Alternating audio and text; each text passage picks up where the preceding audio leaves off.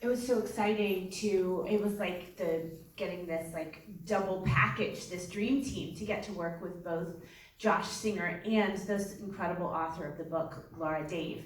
And to have them not just obsessing with me together, but as they're taking their son to karate and as after they put their son to bed, or maybe while they're putting their son to bed, I knew that the two of them were constantly thinking of nothing but Hannah Holland, the Hannah story, and all of us. And gosh, that's such a luxury, right? But we did something that was the most effective for me, helpful rehearsal process I've ever had. And I hope that I get to work with some of you out there someday, so this is what I want to do. We started going super early, and like as soon as my deal was done. And my deal was done before I actually received the scripts. I knew Josh was involved with Laura's book. I loved Laura's book. I loved Josh's work, and I was just like, it's gonna be great. let's get there. Anyway, as soon as it was done, we started reading through the scripts aloud in their backyard, one at a time, with wonderful coffee and a little banana bread. And we would read through, hash it out, talk through things, have questions.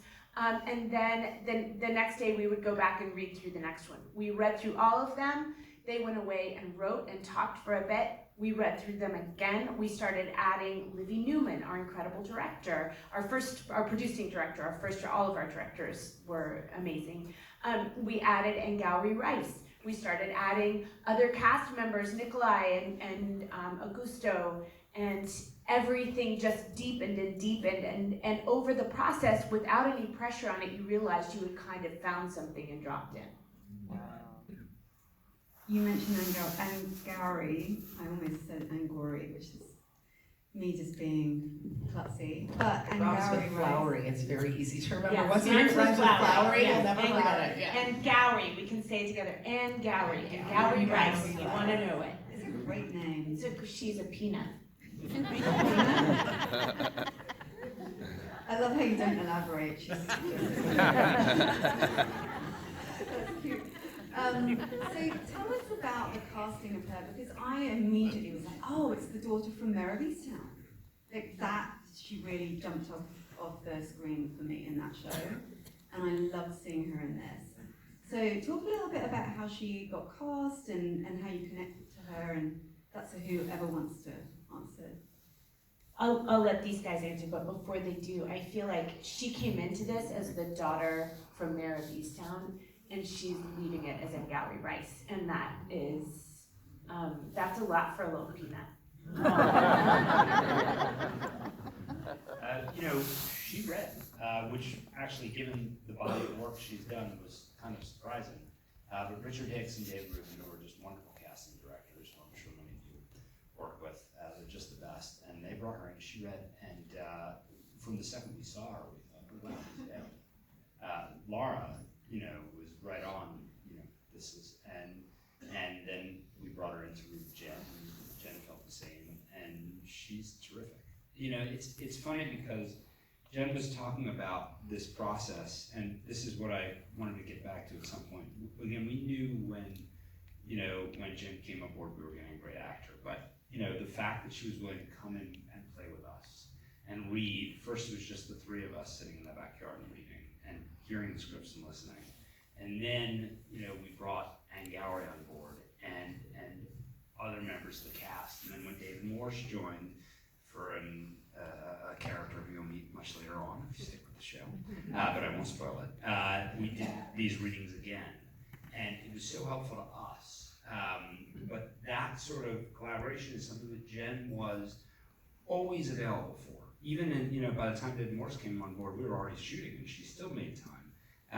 And not only as a collaborator, but also as a leader, I think everyone would say on set, Jen is the most prepared, and the most eager to be there, and the most excited, and everyone wants to do their best because of what she's bringing. And I think that's true for all the cast. I think that was true for us. I think that was true for our phenomenal directors, Livy Newman, Denise Combs-Ergovan, Daisy Mayer, and Neugebauer, and I think that was true, across the board. And, what more can you ask for when you're, building a team, is to have a leader like that. which is, I'm a member of this guild, so I work on both sides of the camera.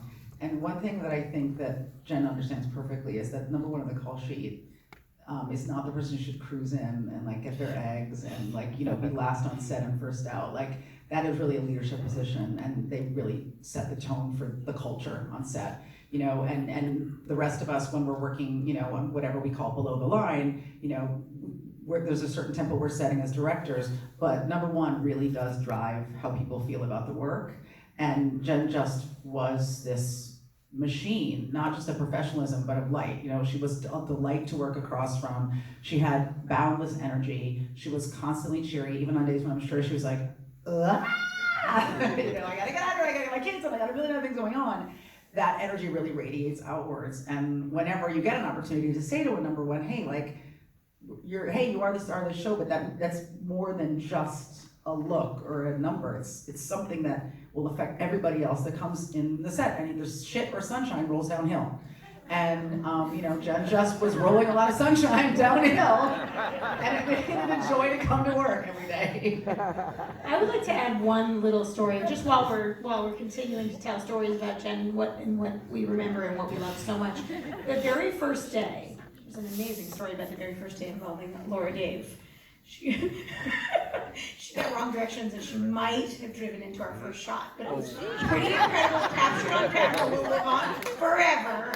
So good. And Jen's like, it's okay, Laura, come on through. But I remember so vividly, I mean, you guys know, the first day on set, everybody's got jitters, it's overwhelming, you're kind of like, how's it gonna go? And you just wanna kind of get to the end of it so you can get to all the rest of the days. And I remember that we were sitting under this tent in Video Village, and Jen said, can you please do me a favor? Can you grab a call sheet for me? And I was like, of course. So I grabbed the call sheet and she turned it over. And she's like, I gotta start learning everybody's names. And that was day one. That was like, we hadn't even broken for lunch. And I had never seen anything like it. And it was so genuine, and it's exactly. Some of you guys don't know some of the people on your call sheets, and you know I'm telling the truth. Hey, grip guy. So it was just a moment, you know, there were those moments when you go, I now know exactly who you are. That was my moment when I felt like I knew exactly who you were, and I felt so lucky to get to be part of this with you.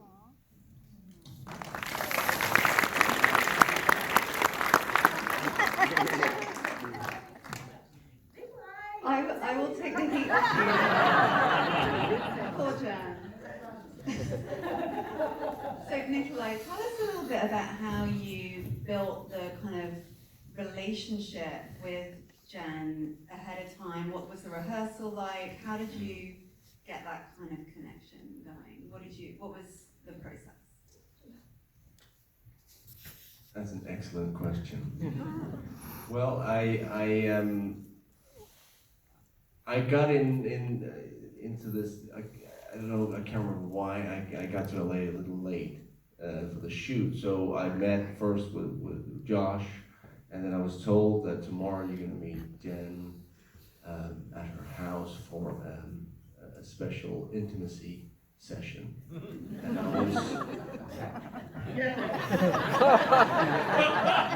little surprised because I read the script. I didn't remember. I mean, I was assuming that usually you do that if there's some kind of a sex scene or something. I was like, maybe there's some new scenes that Josh hadn't mentioned. But okay, so I drove her to Jen's house, and that was the first time we met. It turned out it was the director's idea, and she'd done that on a previous show, and to great effect. And what was her name again? The Rie, wonderful intimacy coach. And but it was like there are so many, as with you now, I'm sure you have a lot of you're visualizing this. And so was I. And I'm sure I found out later, so was Jen. She had no idea what this was. We were both in the same boat, but we didn't know. But we realized that, and then we started this thing, and it was the first thing I think was stand really close, close your eyes. Really, really close, close your eyes, and smell each other. and it was a very nice smell.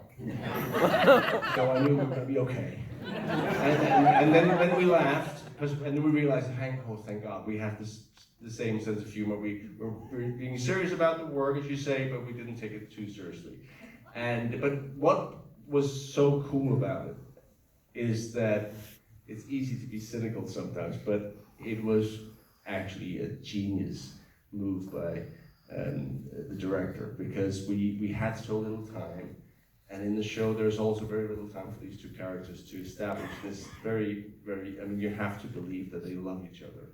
You have to be invested in them as an audience, because in a minute we'll be gone. And we instantly got this very shorthand, and we were like, okay, we're comfortable together, and we can, you know, we're both actors, we've been doing this a long time, it's gonna be great, it's gonna be fine, and it was. So, yeah, so did that answer your question? Yes, it did. It started with the smell. That was Libby Newman, who directed Crawdad, and is a wonderful, wonderful director, a wonderful actors director.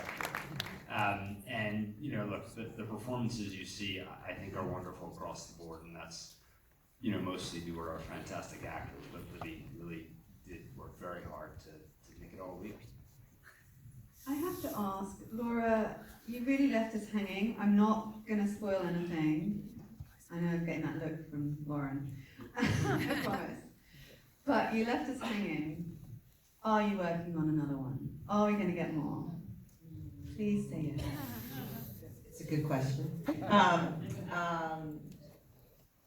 I will say that when I wrote the book, I intended for that to be the end of their journey, and I have never, you know, sort of when I'm writing a book, the characters' faces are always amorphous. Even when I'm deep into the writing, especially the main character, I can never see her face. Sometimes I can see her hair, which is a weird thing, and she's sort of this faceless thing with hair surrounding her. But now, whenever I'm writing, I see Jen's face, which is a really nice face to see, but it's also confusing, and it makes me feel like Hannah's story is not done. So I think there might be more. That's what we like to hear. Like, just for the record, because we all work in the same business here, there's a second season. She's not getting a novel written in between the first and second season. I mean, you know, like George R.R. Martin is still working on book 7 of Game of Thrones. The show is over. I'm just saying. I mean, I believe in you. I'm just saying, like, one process might move a little more quickly than the other. I feel like afterwards we're gonna hear pitches for what you guys think might happen. Well, I have some ideas, but I'm not